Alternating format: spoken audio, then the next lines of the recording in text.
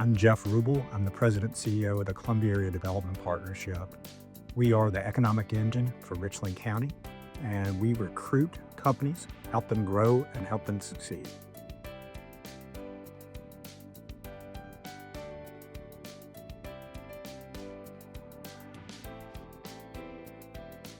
We started the process several years back, but we really flipped the switch about a year ago.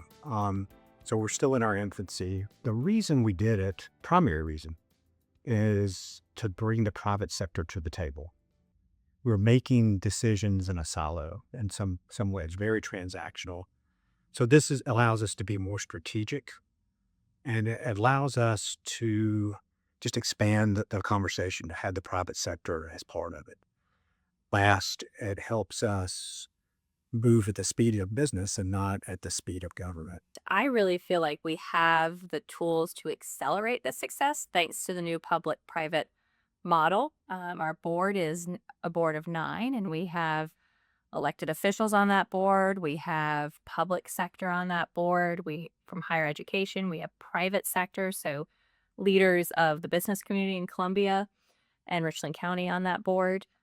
And so I think that that will enable us to chart a new course for Columbia.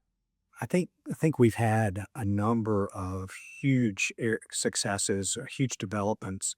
I joke that sometimes that we're so close to it that we don't realize how much is happening. I often get direct feedback from people that visit. When they come in, they're like, "Wow, this place has really changed." So, for instance, Bull Street has been a huge development, really an asset that's almost unparalleled in South Carolina. But all the development along the river walk is huge. It's a real asset for the community. The developments around the university. University's grown leaps and bounds. So just transforming before our eyes. The most recent was Amarok. So they were a homegrown company, but they were looking to build a headquarters. And so often it's difficult for cities the size of Columbia to win headquarters projects. Too often companies like that pick Charlotte or New York or Dallas. But we had a big announcement with them just a few months ago at Bull Street. So they're building a brand new headquarters there, and they're making a huge commitment to continue to hire here locally. But other companies you might know of, Mark Anthony Brewing built the largest brewery built in the U.S. in the last 30 years, and they did it right during the middle of the pandemic. Just a great success story. And then probably the most visible would be Scout Motors. So Scout invested $2 billion and announced 4,000 jobs. They have since announced a supplier park that will add another 300 million and 1,000 jobs. And they continue to just expand. We're expecting the supplier base to add to it. So those are some of the most visible successes we've had. I think we've always had assets that we could leverage. I think they are being leveraged now. So we're finally realizing some of the success I think that we've always had the potential for. So whether it's the most companies when they start looking, the most important factor is workforce.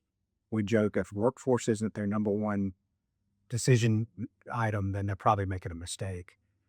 We are blessed with a huge talent base between the universities, the fort, affordable cost of living, the fact that South Carolina is one of the fastest growing states in the country, great climate. We've got all those assets. We're now just realizing them. So we always say the key to our success is knowing what's behind the curtain. When that company comes calling, we really are the risk mitigators.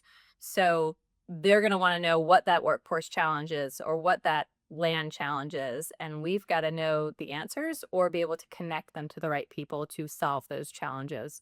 And so a lot of what we do goes on behind the scenes and requires years and months of planning. But I think in the county, we have some really wonderful assets. We have a huge talent base with over 50,000 students enrolled in institutions of higher learning. We have one of the state's largest technical colleges here, Midlands Technical College. We've got the Fort Jackson. So there's your workforce. And then we've got some other wonderful assets, wonderful cost of living, beautiful climate, rivers. And I think you're seeing Columbia's on a chart charting a course for to be a different city in 3, 5, 10 years. I think if you look back, we were different 10 years ago. So I'm really energized and excited about what our strategic plan will unveil and reveal and how we can chart that course.